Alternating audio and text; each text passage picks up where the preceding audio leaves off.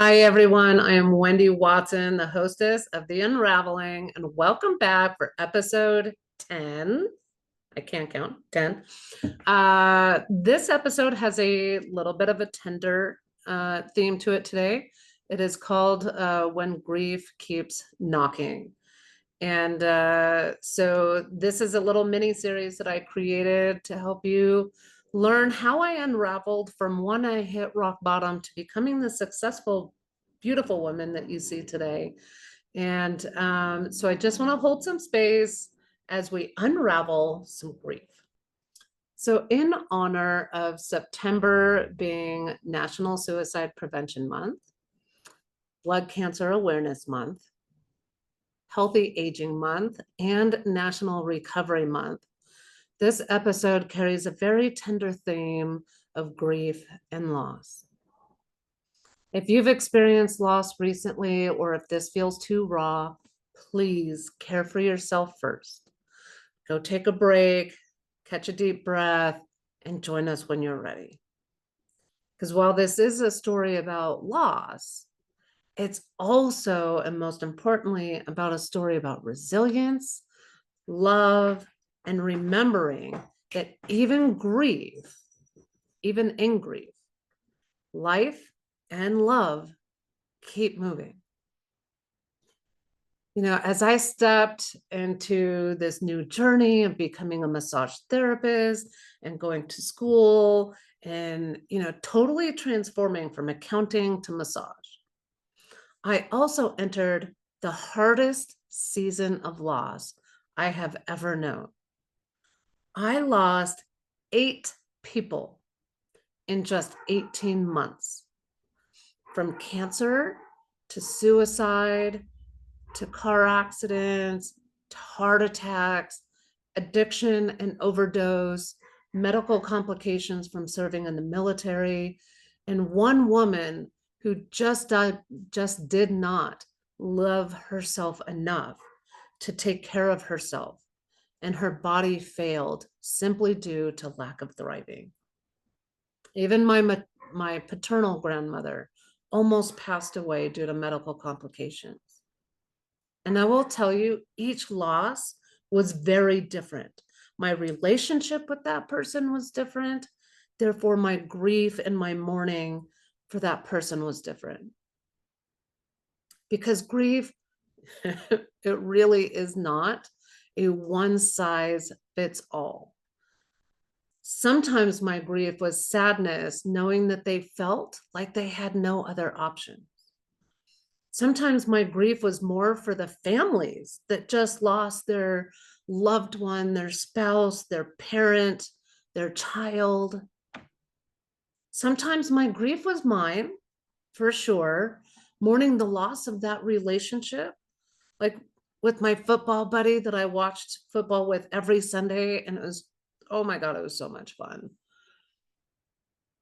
And for one, my grief was for my friend who witnessed the death and had to recover from the weight of survivor's guilt. We don't know when grief is going to show up. We know that it's not one size fits all. And yes, I think after a little while, I did get numb to it. I mean, I don't know how somebody can't get numb to it after a while, but so many deaths in such a short amount of time. But I dealt with it in many different ways. Sometimes it was helping the families and setting up the funeral services, or making them food, or washing the dishes, or helping them with their laundry, or whatever.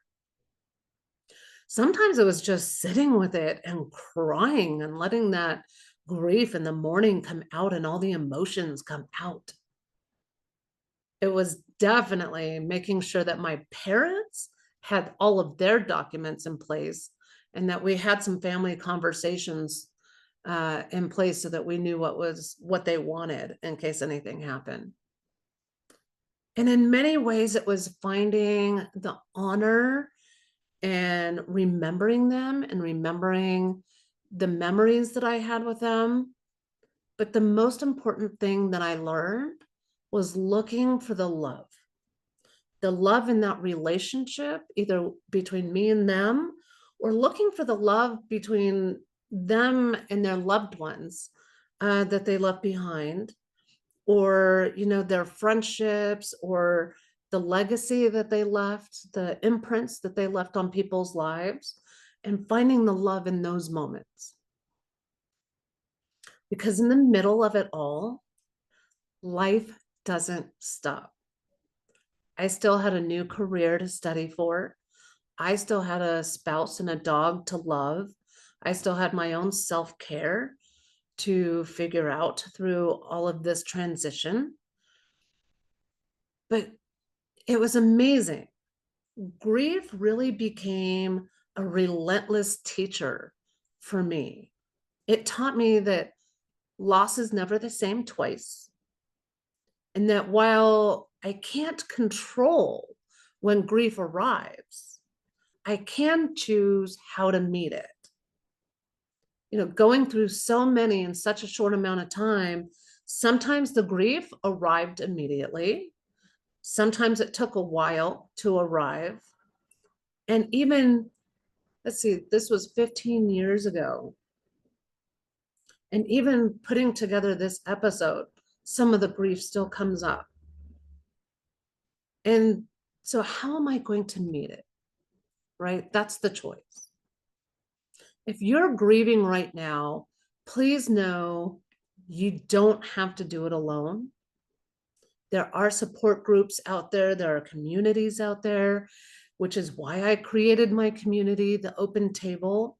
It's a safe space where we can all sit at the table and share our perspectives and talk about the deeper things that are strewing in the back of our minds that maybe we don't feel comfortable talking about, or feel open talking about. And this is a safe space that I've created to do just that. It's also why I mentor people on love legacies and helping them build relationships with themselves, with grief, with life after loss, with failure stories, with finding the love in every moment and healing those wounds. Because grief doesn't have to end us, it reshapes us. It's just our choice in how it reshapes us. So what choice are you going to make today? Or what choice have you made in the past? Share that in the comments below. And if you're struggling right now, please reach out for support. In the United States, you can dial 988 and connect with the Suicide and Crisis Lifeline.